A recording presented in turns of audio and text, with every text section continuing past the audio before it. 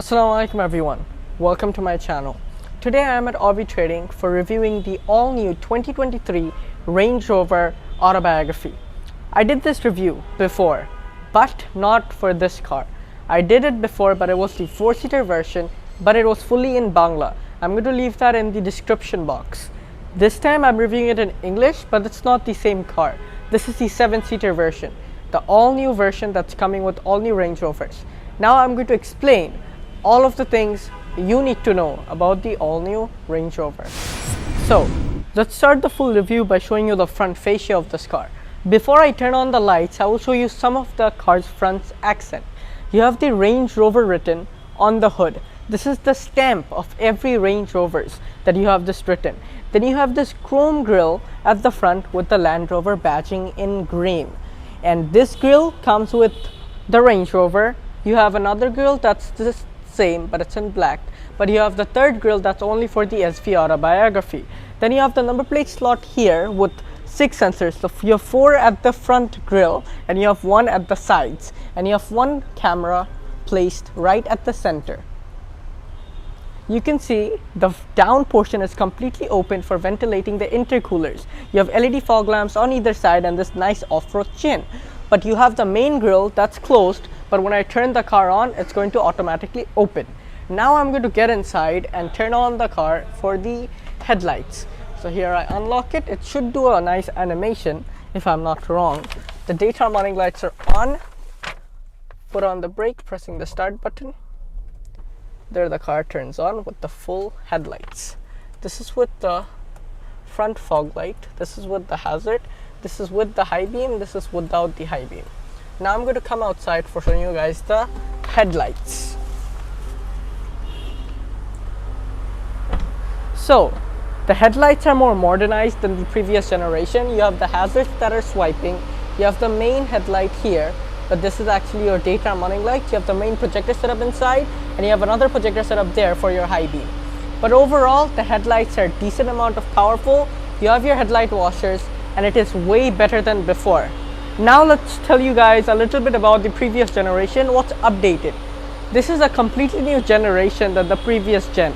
So it's been more modernized and less a bit like Elephant, but it has been more modernized, a little more luxury, and now the car doesn't move as much as it did before.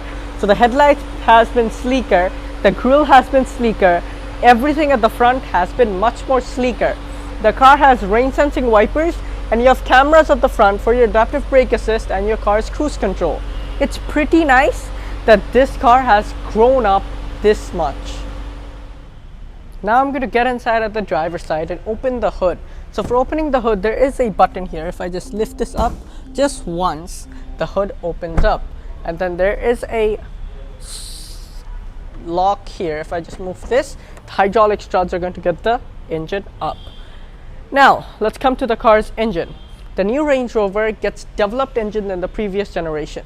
Now Range Rover and BMW are collabing for making engines. So the engines of every Range Rover vehicle is from BMW, but it is tuned by Range Rover too. So the new 3-liter inline 6 that all Range Rovers get are from the BMW. The 4.4-liter engines are from BMW as well. Previously, Range Rover used to make their own engines like the 5-liter Supercharge and the 3-liter Supercharge. But now they're borrowing engines from BMW until they make their own developed one. This is a 3-liter inline 6 with a 48-volt mild hybrid system. It is a 0.2 kilowatt lithium-ion battery that's behind the car, and it makes the car more fuel efficient and gets a tax reduction for Bangladesh. This is the engine. You have Land Rover written and Engineum. You have the 6 signs, 3 and 3 for your V6. This is where you pour your engine oil. You have 2 intercoolers on either side for cooling the turbos and the engine. The overall engine is very packed inside because you have this nice plasticky treatment covering it. So it feels like it's a car from a premium brand company. You have your insulation on the top, and now let's come to the car's transmission. It has the 8-speed ZF transmission that's with the car's engine, and it's powering 4 of the wheels. So total, the whole powertrain is wonderful, and Range Rovers are made for off-roading, right?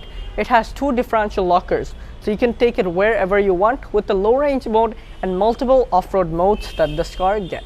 It is producing 395 horsepower, 406 pound-feet of torque from this engine. And if you guys come a little closer, you can see this metal strut bar that is holding the car's engine so it can give better handling. You have the positive sign here because the car's actual battery is at the back, and you have a place for pouring your windshield wiper washer. Now let's close the hood because we're pretty much done showing everything about the car's powertrain. But if you guys want to know about the V8, I will tell you guys about that. Did that before, but it wasn't in Bangladesh. It was outside the country. So I will let you guys know about that in the description because I did a review of the Range Rover when this car got released back in Canada. Do make sure you watch that if you want to know about the more powerful versions and the one that's outside our country. Now let me tell you everything about the Land Rover company.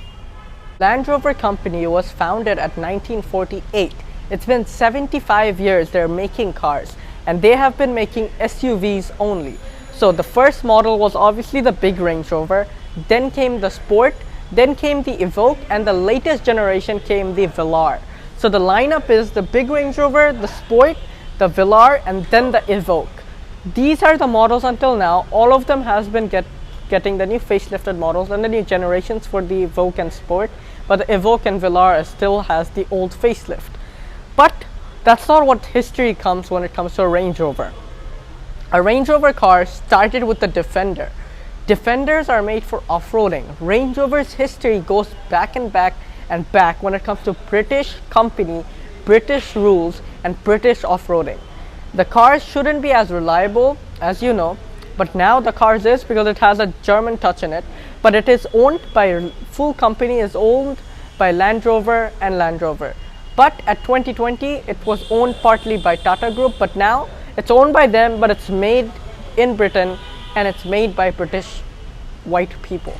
Now I'm going to show you the car's side profile and everything you want to know about that. So now we're at the side profile. This is the long wheelbase of the new Range Rover, but it has been more longer than the previous generation long wheelbase. 3.5 inch more longer than the previous generation in the wheelbase area. Now let's look at the car's side profile. First of all, we're going to look at these wheels because the Autobiography get the biggest wheels that's possible from company. These are 285/40 R23s, 6-piston brakes at the front. Overall, the combination of this chrome and brushed aluminum wheels is phenomenal. The thickness of the front brakes are 14.9 inches with double Usman suspension and air springs. You can see you have the Autobiography badge at the front, as you can see right there. And then if we go up, you have this nice trim that all Range Rover used to get, and it still does. Now if we look at the overall side profile, you can see it's very sleek and a very modern design. When you unlock the car, the mirror automatically unfolds. You have the hazard slide here, you have the camera here for the 360, and the mirror is actually in black. Then you have this line that all the way starts from here and it all the way goes till the back. Now let's come to the rear wheels. Because this is 60/40 distribution and you have Scorpio tires at the back that are also Scorpion Zeros, but the rear wheels are same, so 285/40 R23s, but the rear brakes are smaller than the front. Brake thickness are 13.9 inches with multi-link suspension and air springs. If you go up from there, the rear wheels slightly turn for the back and the fronts, but just look at the overall design that all the way comes here. It ends here, but it all the way goes still there. You have a two-tone color, so the body is white, the roof is in black. You have, this is a full windshield, this is a full windshield, these are all your mirrors. But the keyless entry features are good. So the door handles are inside, just press this, it unlocks the car, it unfolds the mirror, the window, and the mirror. And this car obviously gets softer or close, so just get it closer and tap. There it goes in. It has a deployable side step that says Range Rover right there, and it's overall such a good looking side profile. Before I go to the back, this car has air suspension, so let's lift it up and lift it down. Brake, pressing the start button. There the car turns on. And then if you go on vehicle settings, the car is at the most load position it is. So now I'm going to get it to the highest position. So let's unlock the ride access height. And let's get it to off-road, the most highest the car can go.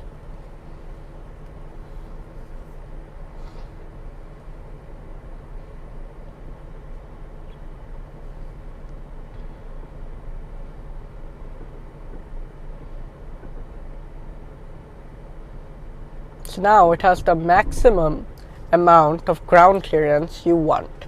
But let's get it back to normal and show you guys the car's rear.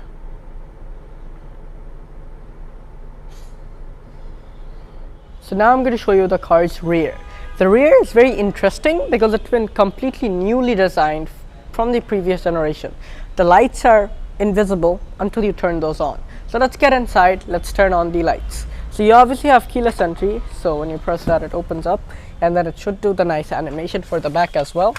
And we are inside the vehicle, foot on the brake and pressing the start button, there the car turns on. This is with the full light, with the rear fog. This is with the hazard, this is with the reverse light. Now I'm going to come outside for showing you guys the full back. So as we continue, you can see there's a straight bar here. This is actually your car's brake light and your light that always turns on. You have your swiping hazards that are here. Then you have the Range Rover written there. But before I go there, in the North American and American spec, this version only gets the hazard. Those don't get it because in America and Canada the hazards are red, so this just blinks. You can see it on the other review. Then you have this black treatment that all the way goes till the other side, and the same for the other side. If you go on the top, you have your upper stop brake light here with two shark fin antennas on the top, and one has a camera. And then if we come below it, you have the rear windshield wiper hidden under the spoiler. Rear windshield is heated. You have the sleek look down here. You have the Autobiography trading badge with 2 number plate slot, and your reversing camera with the reversing camera washer. If you come down, you have the rear fog lights here, and you have some more lights here, because if the boot opens, then this light automatically turns on for more safety systems. You have 4 sensors right here, and you have 1 at the sides, so total 5 sensors. You have exhaust tips right here, actually 6 sensors. You have functional exhaust tips on the side, but you have this nice off-road chin, so nothing gets damaged. Now let's see, is the new Range Rover practical like it was before? So for opening the boot, you can do it from the key, you can do it from the inside, and if you kick it at the center, it opens. But you have a button placement right here as well. If I just press that, the power tailgate is going to open, and Range Rover still kept the split tailgate on this generation. So if you press this, the split tailgate automatically opens, and then you have more amount of room than you had before. How? Because the new generation comes with 7-seat and 4-seat versions. This is the 7-seat version. So you have 230 liters of storage placed here. And if you look at the underfloor storage, if you get this up, you have your tire repair kit and your front towing hook or rear towing hook. If I get this placement up after putting this back down, you can see if I get this placement out, you have a little bit of room under here. As you can see, it's in the storage area, but this is actually the cover placement of the split tailgate. But you have a partial cover placement here, but it can't access it because you don't have enough room back there. The 7-seaters do help, but if you needed to fold it down, you can do it from the buttons here. So these are the 2 buttons. If I want to fold the 50-50 distribution for the 7 seats, I can do it from this button.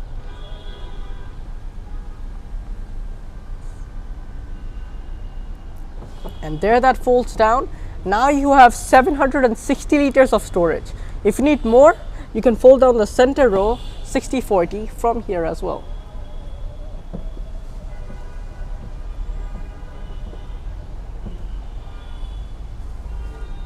And now you have 1340 liters total.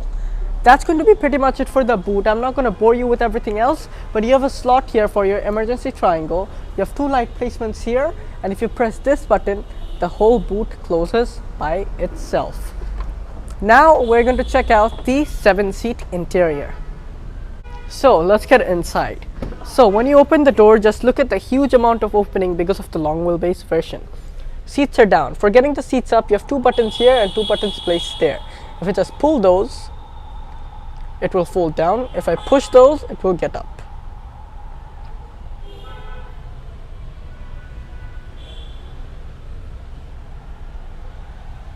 There we go, the 50-50 distribution seats are up. Now for getting these up, I have to press this button and it's going to slowly get up. So now let's put this bag at the front first, and I'm going to get inside the 3rd row. So for doing that, I don't press the buttons here. There are buttons located here, the bottom ones. If you just press that, the 40 is going to get front, the front driver's seat is going to get front for giving you room so you can get inside the car's third row. So there you have more than enough room, deployable side step, and you can get inside the third row of this car. After getting inside, how am I supposed to close it? You have two buttons placement on here, as you can see. So for pressing this, I could get the seat down and it's in place. I could get my headrest up for both of the sides, and you can see from the side angle, the knee room is more than enough. Headroom is a little congested, but you have this full leather all the way till the back. You have a light placement here, you have an AC vent here, and you have a speaker behind your head and two cup holders on either side, as you can see there, and you have your AC vent placement here. Now let's get inside the center row. And for getting outside, you have a button placement for both sides, and now I can open the 60 and get out to get inside the center row. So there I can do that, and now I can exit the car from here, and then I can press this button again and it's going to get the seats back, and then I press this button to adjust however I want my seat.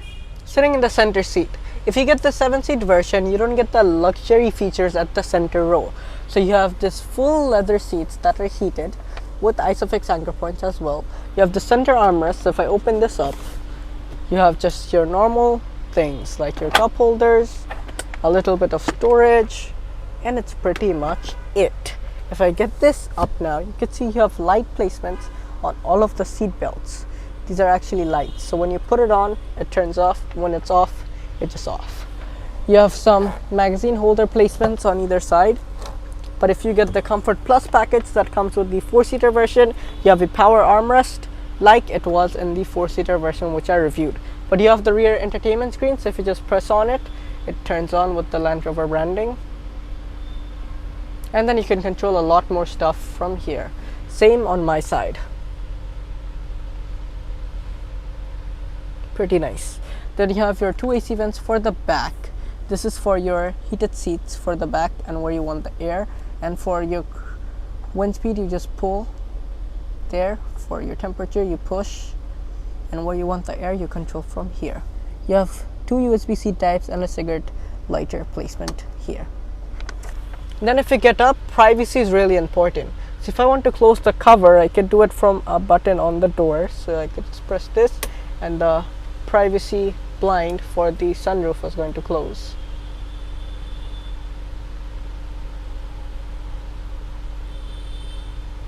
And if you look at the sides, I can open both of the sides at the same time. So if I want to open that side, I just press this button and the blind opens up, and then the window opens up as well, and you can see the windows are actually double glazed, so no outside noise comes inside. So it's a pretty nice feature. And I can open the both sides windows together and close it together as well.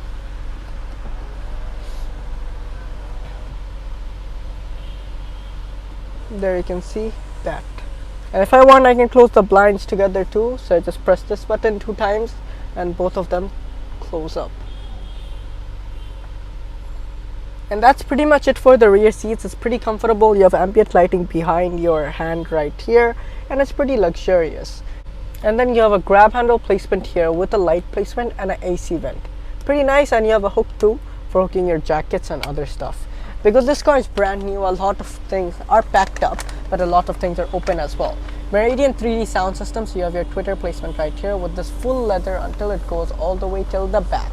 Then you have the chrome treatment that all the way go to the back, and the black treatment. This is for your seat controls, 3 memory seats. This is for your window controls and all your different controls for your blind. This is your grab handle, and all the way continues still here with your door handle and your lock and unlock. This is your bottle holders, and this is your main speaker with Autobiography badging here. Now let's get inside the front. And the deployable side step, there you can see it's open, and it obviously has soft door close.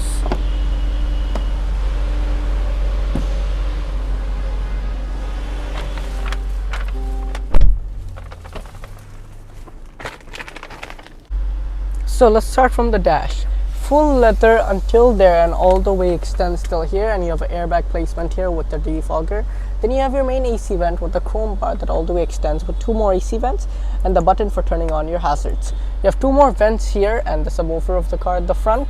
This is for opening the front portion glove box, this is for closing, this is for opening the down portion glove box. And you have more chrome treatments that all the way extends till here as well, because the curved display is floating. You have 20-way adjustable seats that are heated, ventilated and massaged for the front, and the rear are just heated.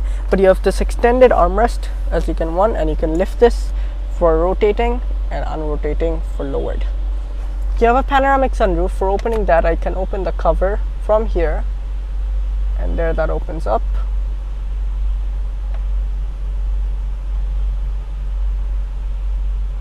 And then I can open the sunroof.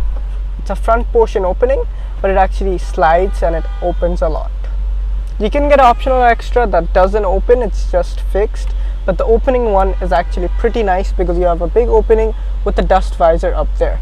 For closing it, you do the same. You just press this button and it slowly closes. And that's pretty much it. If I open this, you have a cooler box placed down here. You can turn it on from here and it's actually freezing cold inside that. And if you close this, open this, you have 2 cup holder placements and you have a hidden area under there with a USB-C type and a USB for charging your mobile devices. Then if I flip open this, you have a wireless charger there with 2 cup holders and a ashtray and a cigarette lighter placement. This is fully quilted from the sides. This is actually for your drive modes and this is for auto. This is for your hill descent control and low range mode. This is for your volume. This is your start button. This is your gear knob. Now I'm going to show you the car's infotainment system. So now I'm going to show you the car's infotainment system. So the infotainment system is more developed than the previous generation curved display. So whenever you get inside the car, it does a full new animation. It's a full new screen. It's all new. So when you press the start button here, there the screen slowly turns on. As you can see there, on foot on the brake, pressing the start button. The new screen is same on the SV Autobiography, same on the normal model, and same in this model. But it is pretty cool. This is the starting display. You have the time here, you have your phone connection and your vehicle connection and what's the sound volume at. Auto parking, parking cameras, and settings. If you go on settings, it is a haptic feedback system. So you can control the brightness or put it in auto. You can turn on haptic feedback or not. Dark themed or white themed, you can control that from here, and screen off and screen on. So it's pretty cool and pretty nice. You can control all the widgets and layout on the home screen from edit, and then you can put whatever you want at the screen that are located here. And then if I go to audio, you can control all the speakers and all the sound systems from here. So your Meridian sound systems settings are here, your subwoofer, your bass, and then your tribute. And then if you go back here and look at the parking cameras, you can see this is the 360-degree camera. You can look at the entire car from the side.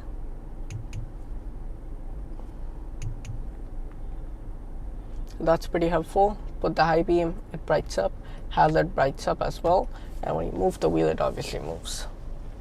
That's for the 3D version. If you want to look at the 2D version, you could also do it from here. So this is with the front cameras. This is with the rear cameras. If you go back to home, then you have your widgets here all the way till this side. But if you go on navigation, you can control that. Bluetooth has normal Bluetooth audio, and then if you go on vehicle settings, you can control the car's ride height to off-road, normal, and access. And then you could go to your drive settings and turn off your stability control, auto brake, and auto start stop. But if you go at some energy impact, as you can see there, this shows you all of the different type of things you're doing in the car that's affecting the car's fuel economy. So AC, front windshield heaters, fog lights, seat heatings, and heating steering wheel. You can look at your driving style as well. So how many hours has the car been running? So it's been 2 minutes the car is on start. Distance, economy, speed, and driving score that the car is going to give you. This is for your eco tips, and this is for the history of the journey of the car. So it's showing you the MPG. And then if you go out from here again, you can go to the off-road screen. So then I have to just press OK for that. You could see how the width of the car is, so how low it can go to the water, as you can see right there, maximum of 2.8 inches. Then if you press this, you have all your off-road screens, and you can configure everything from here. Then you have your diff lockers. So for locking one diff, you can control it from here, and the second one is manually done.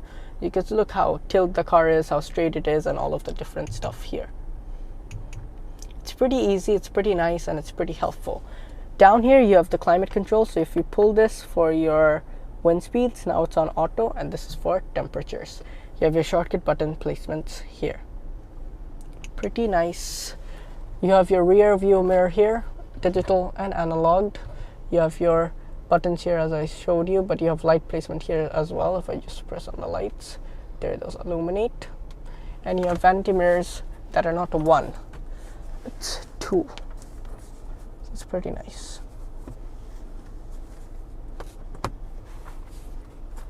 Then if we come to the steering wheel is wooden treatment on the top, and it has chrome treatment inside. It is tilt and telescopic.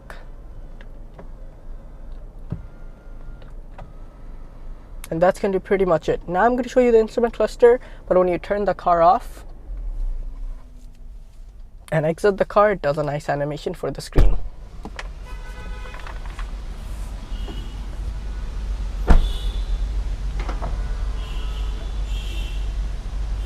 Coming inside now, so when you unlock it, it does a nice animation for the instrument cluster, and here we get inside. So the instrument cluster is a full digital screen as well. So for turning that on, if I just press once, it slowly turns on, and then foot on the brake, pressing the start button. The screen on the instrument cluster is fully digital. You have your RPM here, red lines and 6,000. You have your engine temperature. You have your car's mileage and your seatbelt monitor. You have your speed here, and the top speed is 170 miles, and the car is fuel gauge, and the mileage it can go with the fuel it has, and the seatbelt monitors. You have your outside temperature here, and all your headlight control with your parking brake and your time. For configuring it, I could go to information panel and choose what I want to be on the center panel. So I could have the navigation, I could have media, I could have the trip information, I could have the off-road information, driving assistance, empty panel, leave it to audio. And then if I want to configuration the display layout, I can do that from here too. So dials, this is the map. That doesn't work in Bangladesh, very unfortunate. And then you have focused, so there. Wait 1 second. There. But the dial is the most nicest for all car enthusiasts and all of the people that drive their own cars. But for drivers and stuff, the other ones are okay. If you go on trip set sections, you could control your trip A, trip B, or just put it on auto, and your heads-up display settings and your vehicle settings from here. Pretty much it. But if you change the driving modes, so now the car is on comfort. When you put on eco, it tells you. When you go on dynamic, it tells you as well. But the main is when you go on grass, gravel, snow, mud, ruts, sand, rock crawl, wild, and your normal custom. So I'm going to leave it on dynamic for now. Pretty sleek, pretty nice. Now let's look at the heads-up display. That's a little more on the top. And then on the heads-up display, you can see the car's speed and the RPM as well. So when you need to shift gears and stuff, it's going to tell you in the RPM on the top. And if I go to heads-up display settings, I can actually turn the heads-up display off, turn it back on, control the brightness,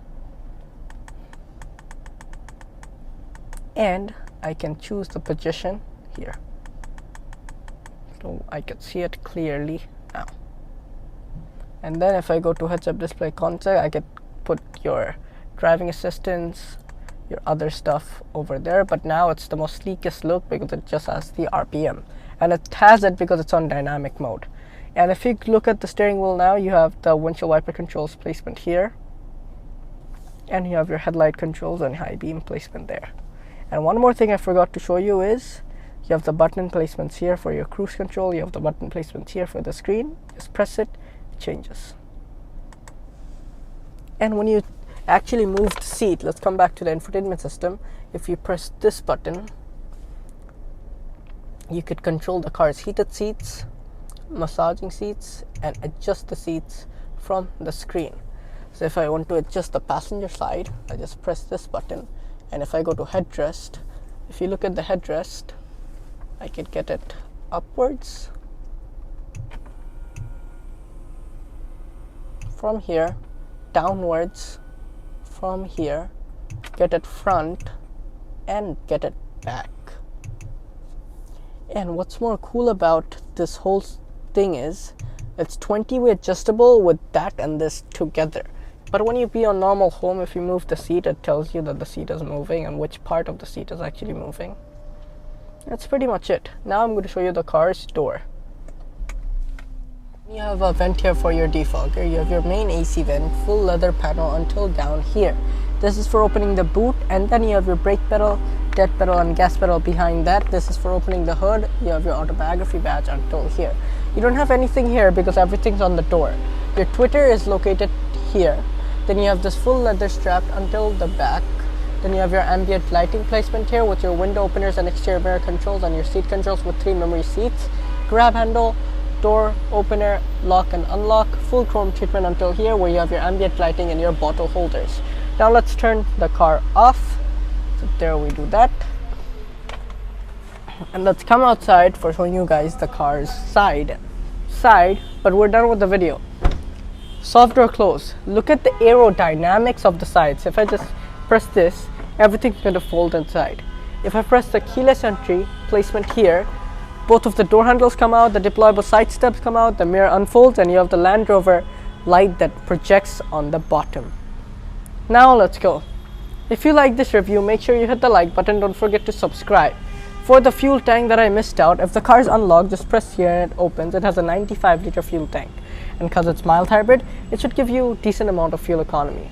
If you need Range Rovers, you have to come to Ovi Trading because they have the biggest collections of new generation, old generation Range Rovers and Range Rovers. This is the 7-seater version, they have that. The 5-seater version, they have that. The 4-seater version, they have that. Whichever you need, just come to them. Until then, I'll see you next time. Peace.